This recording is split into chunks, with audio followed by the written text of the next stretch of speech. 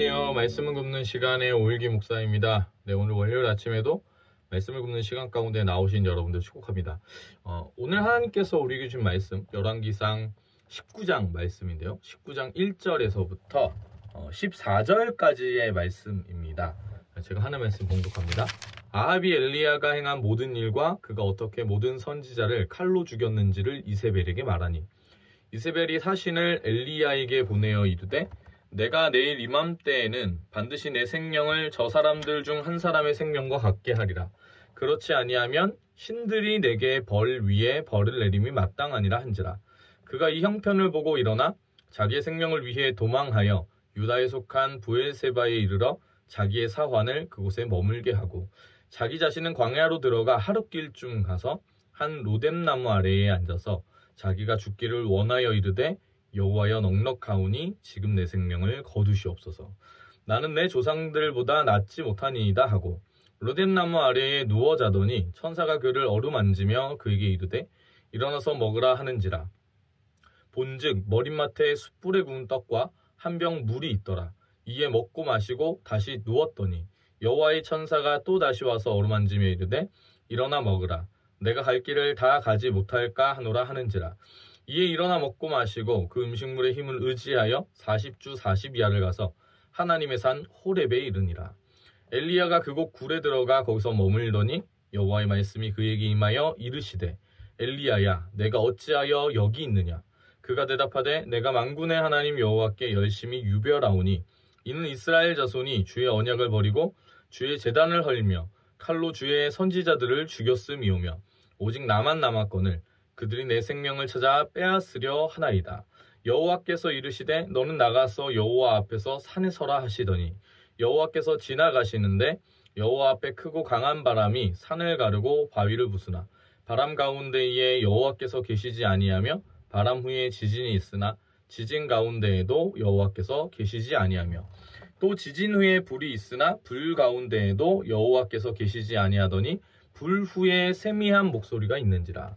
엘리야가 듣고 겉옷으로 얼굴을 가리고 나가 굴 어귀에 섬에 소리가 그에게 임하여 이르시되 엘리야야 내가 어찌하여 여기 있느냐. 그가 대답하되 내가 만군의 하나님 여호와께 열심히 유별하오니 이는 이스라엘 자손이 주의 언약을 버리고 주의 제단을 헐며 칼로 주의 선지자들을 죽였음이오며 오직 나만 남았거늘 그들이 내 생명을 찾아 빼앗으려 하나이다. 아멘. 오늘도 이 말씀 가지고 하나님의 은혜 나누길 원합니다. 지난 추석 연휴였는데요. 어떻게 잘 지내셨는지요?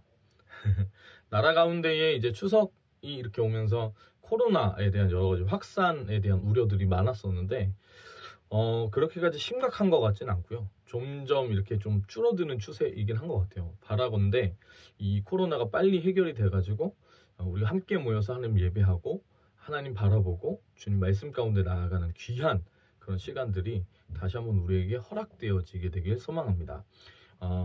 오늘 말씀 나누기 원하는데요. 아합이 엘리야가 이 갈멜산에서 행한 그 일들을 자신의 아내에게 이세벨에게 전하는 내용입니다. 처음에 그렇게 시작되죠.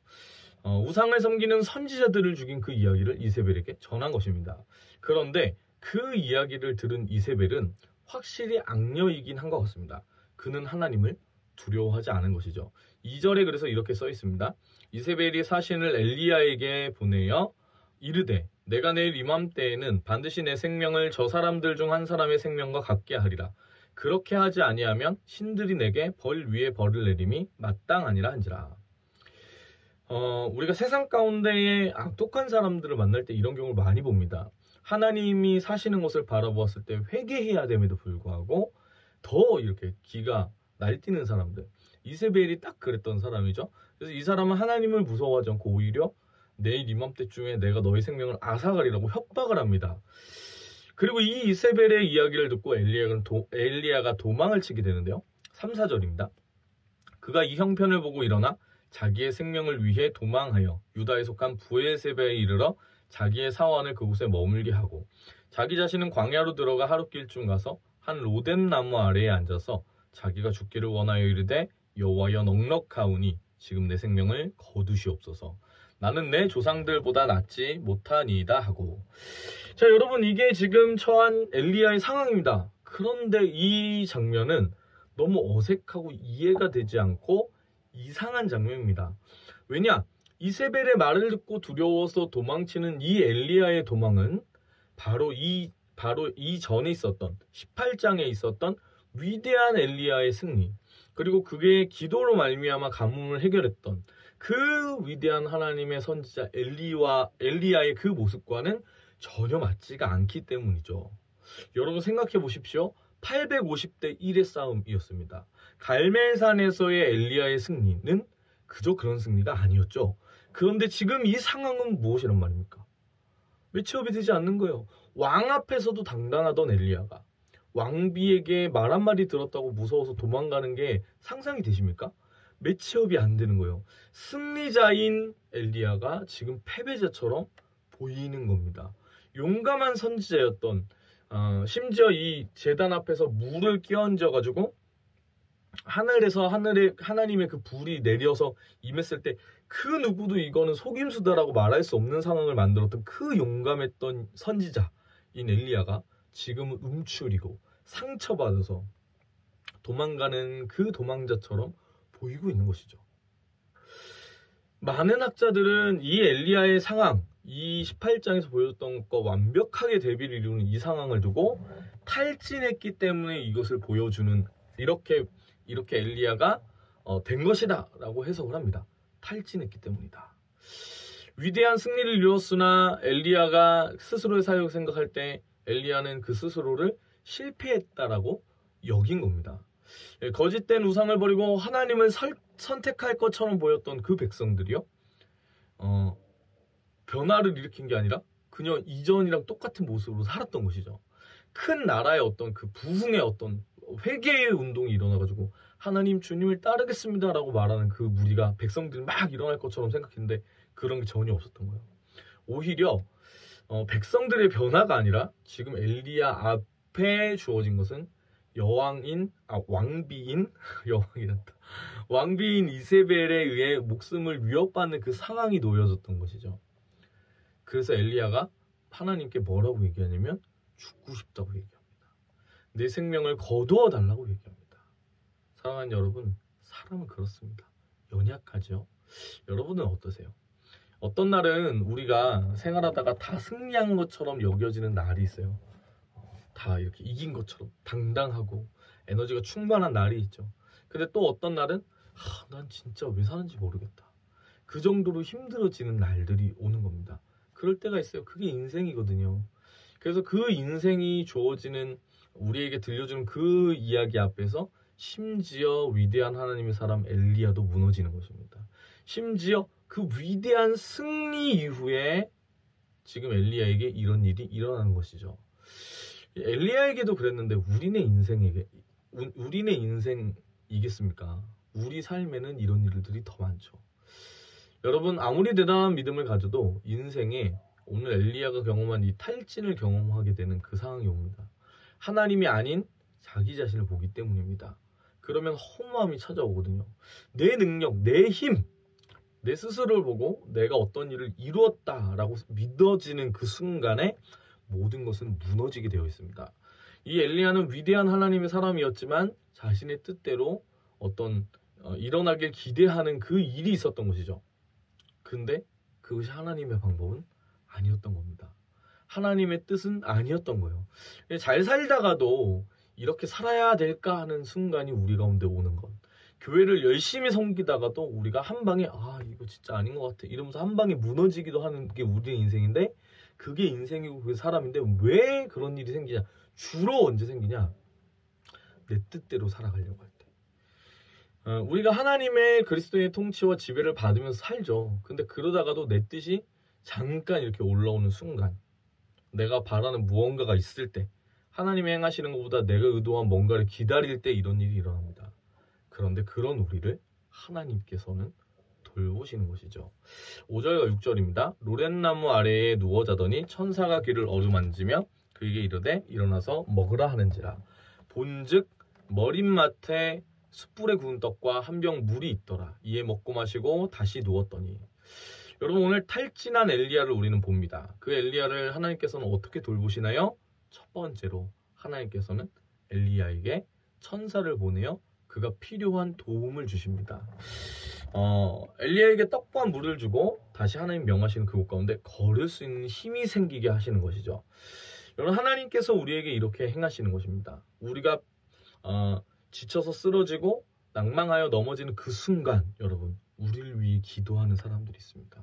그리고 하나님께서는 상황과 환경 가운데에 우리가 다시 일어날 수 있게끔 하나님의 도움의 그 손길을 사람들을 통해서, 환경을 통해서 부어주시는 것이죠. 오늘 천사를 통해 엘리야에게 먹을 것을 주셨던 것처럼 하나님께서는 이 절박한 상황 가운데에 버틸 수 있는 힘을 주십니다. 그렇기 때문에 견딜 만한 시험을 주신다라고 이야기하는 것이거든요.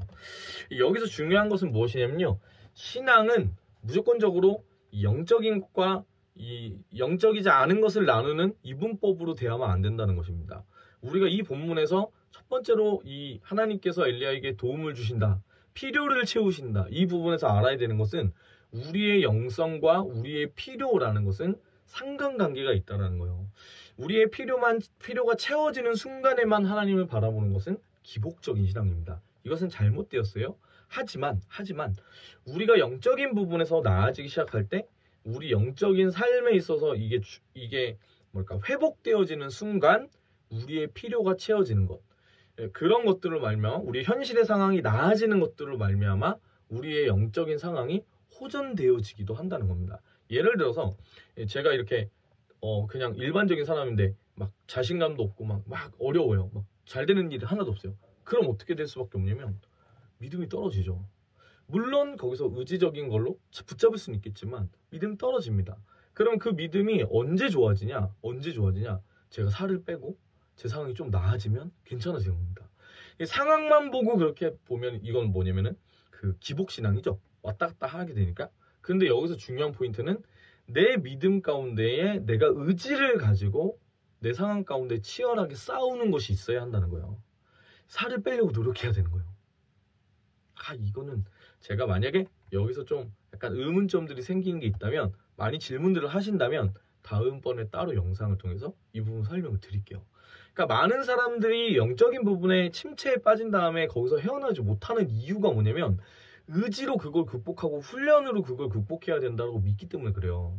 근데 내가 가진 상황에서 노력을 해가지고 그 상황 가운데 어떤 좋아지는 부분들을 만들면은 이렇게 되는 거거든요. 필요를 채워줘야 돼요. 내 영혼 가운데 있는 필요를. 근데 우리는 때때로 그거를 기복적이라거나 아니면 잘못됐다라고 받아들여가지고 그걸 안 할 확률이 있거든요. 근데 하나님께서는 그 필요를 채우신다는 거예요. 이렇게 설명하면 되려나? 일단 넘어갈게요. 엘리야에게 하나님께서는 떡과 물을 주시고 하나님 말씀하시는 그 동굴로 가라고 명하십니다. 하나님께서 지금 탈진한 엘리야를 낼 때 어떻게 돌보아 주시는가?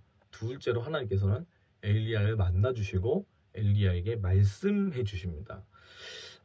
이 부분이 이제 9절에서부터 14절까지의 이렇게 본문에 나와 있는 건데 9절에서 14절은 세미한 음성으로 임하시는 것을 우리가 보는 것이죠.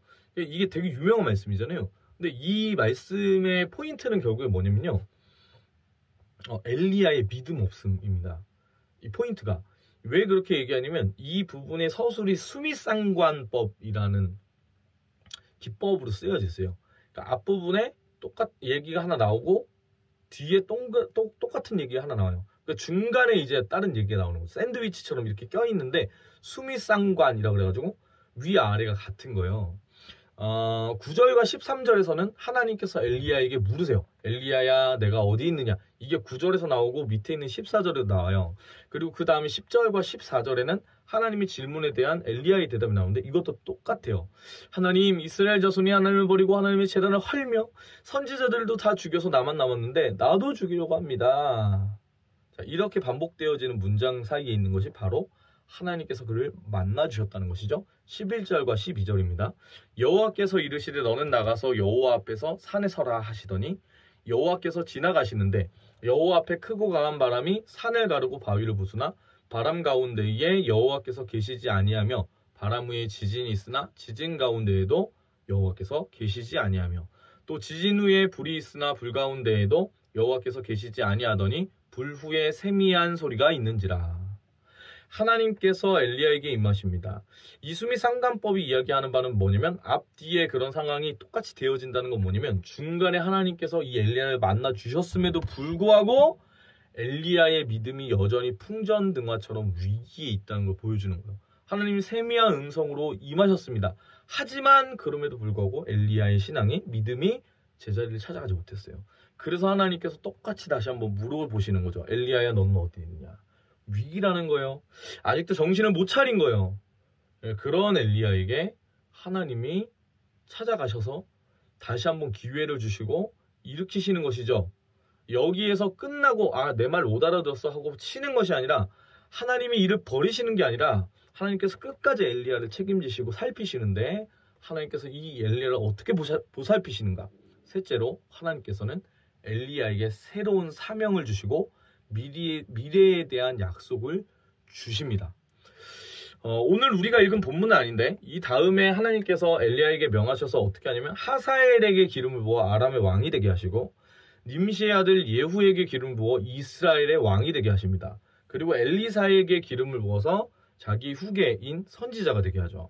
나중에 보면요. 하사엘과 예후에게 기름 붓는 것은 바알과 아합의 집을 멸망하게 하시려는 하나님의 뜻이 있는 겁니다. 이들의 손으로 그 일을 행하시는 것이죠. 그러니까 이 하나님의 뜻이 엘리야의 사역이 실패한 것처럼 보이지만 하나님께서 그 일들을 행하신다는 걸 보여주는 거예요. 그리고 하나님께서는 바알에게 무릎 꿇지 않고 입맞추지 않은 7,000명을 아직 남겨두었다라고 엘리야에게 말씀하시는 것이죠. 엘리야에게 해야 할 사명을 주십니다. 그로 인해 실패한 것처럼 보이는 엘리야의 그 일들이 미래에 하나님의 손으로 쟁취될 것임을 약속해 주시고 알려주십니다. 그래서 엘리야가 다시 일어나는 겁니다. 여러분, 하나님께서 우리에게도 이렇게 행하십니다. 지치고 아픈 우리들에게 하나님께서는 천사 같은 여러 사람들 그리고 상황들을 통해서 우리의 필요를 공급해 주십니다.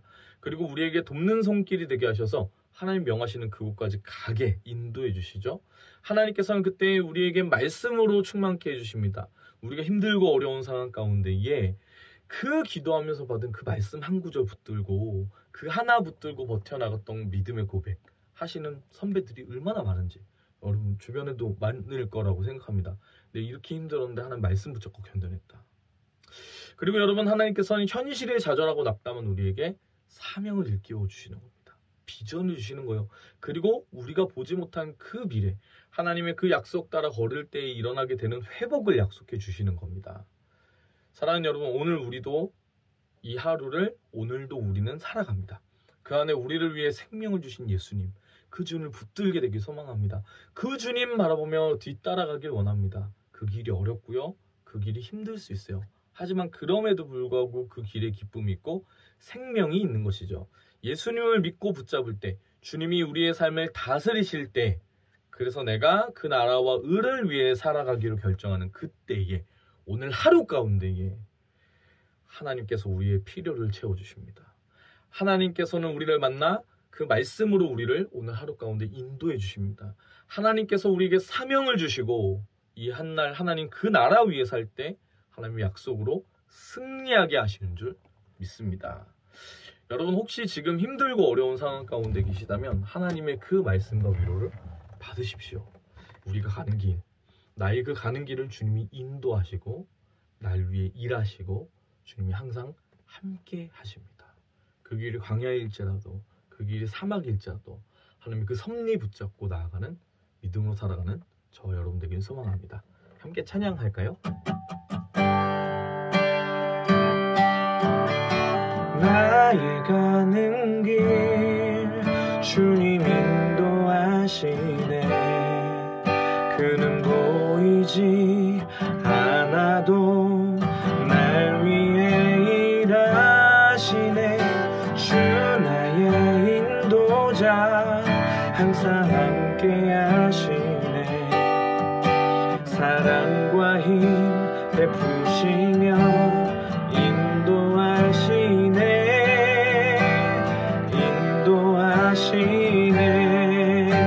나의 가는 길, 나의 가는 길 주님 인도하시네. 그는 보이지 변해도 날 위해 일하시네. 주 나의 인도자 항상 함께 하시네. 사랑과 힘 베푸시며 인도하시네. 인도하시네. 광야에 길을 만드시고 날 인도해. 사막에 강 만드신 것 보라. 하늘과 땅 변해도 주의 말씀 영원히 내 삶 속에 새 일을 행하리.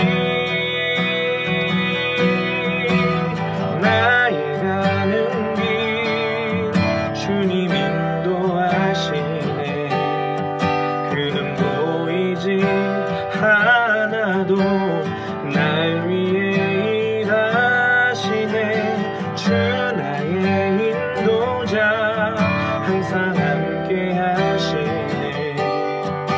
사랑과 힘 베푸시며 인도하시네.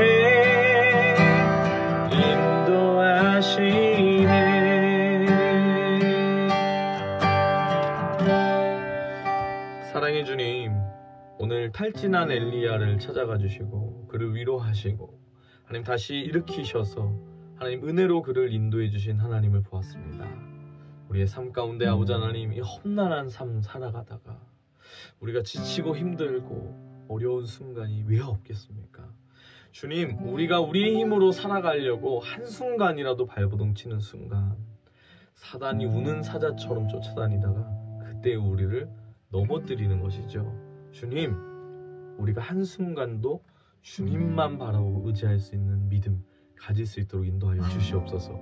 오늘 하루 살아갈 때에 주님 간구하오니 우리의 필요를 채우시고 주님, 우리 가운데 하나님 그 말씀으로 우리의 삶을 인도하시며 하나님 우리에게 사명 부어주사 하나님의 그 회복의 약속 붙들고 오늘 하루도 예수 그리스도 우리 생명 주신 주님 그 복음 전하며 살아갈 수 있는 우리를 될 수 있도록 붙잡아 주시옵소서. 주님을 찬양합니다. 감사드리며 예수님의 이름으로 기도합니다. 아멘. 할렐루야. 사랑합니다. 축복합니다. 오늘 하루도 화이팅입니다. 화이팅!